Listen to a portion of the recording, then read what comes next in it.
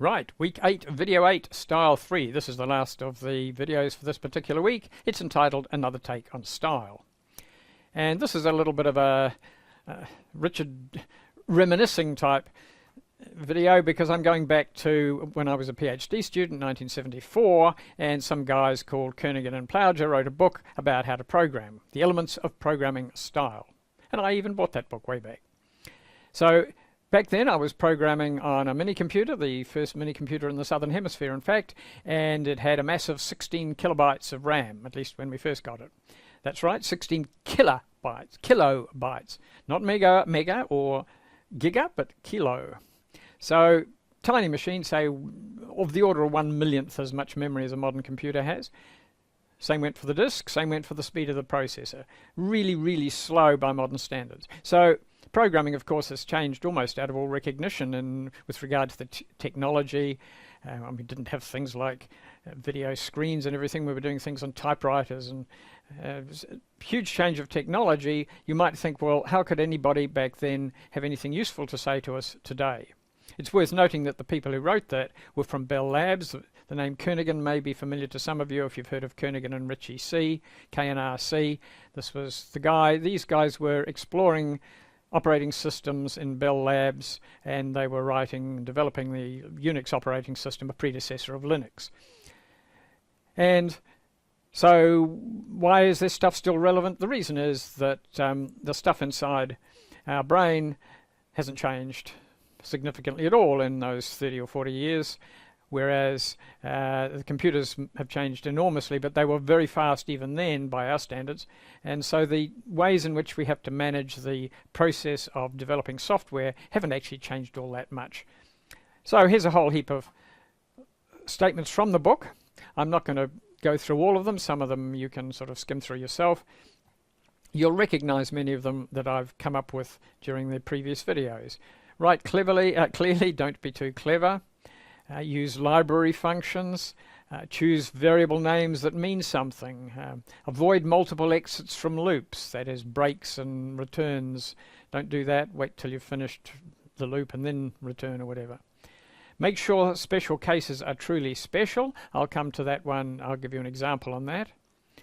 Choose a data representation that makes the program simple. Remember, I talked about the choice of data representations for noughts and crosses. We opted for a grid type representation because it made the program simple. This sort of problem comes up a lot. Use data arrays to avoid repetitive control sequences. I'll give you an example of in a minute.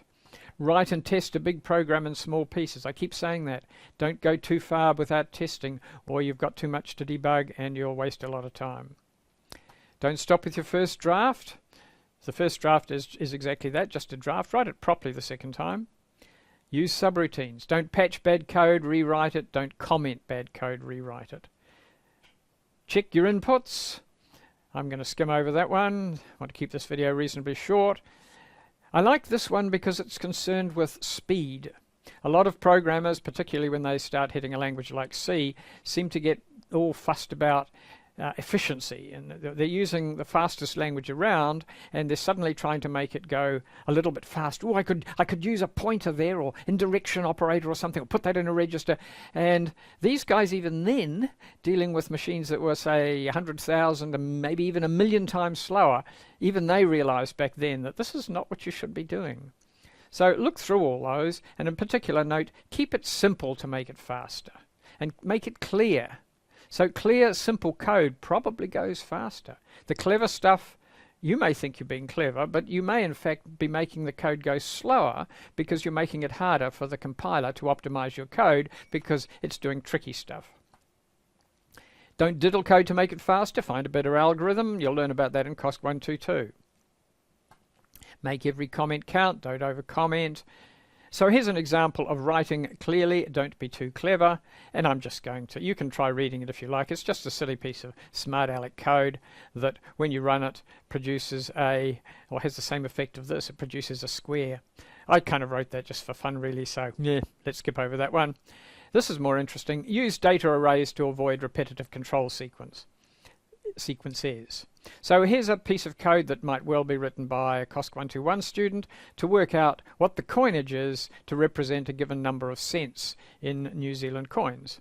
And the way it works is it first of all checks how many $2 coins we need. Then it checks if we need one or more, well, it'll only be one, 0 or $1 coin. Same with 50-cent coins, 20-cent and 10-cent coins, and so on. So I'd like you to look through that, because it's probably the sort of code many of you would write, and see if you can think of a better way of doing it. And the hint is here: use data arrays or data structures to avoid repetitive control sequences. So not only is it unnecessarily complex, it's buggy. Find the bug, think of a better way. Paused, back again, let's continue.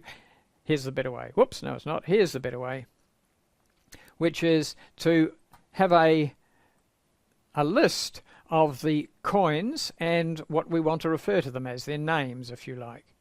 So if you were in America, you'd be using interesting names like nickels and dimes and quarters and pennies and so on. But here, the name of the coin is kind of obvious from the amount of it, more or less.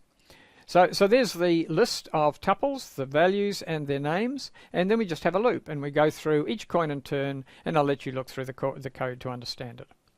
And the third thing I wanted to pull out from that list was make sure special cases are truly special. And here's an example of the sort of code that many people write when we put in the specs a statement like, if the file is empty, the code should do nothing, or given an empty list, the program should return an empty list, or things like that.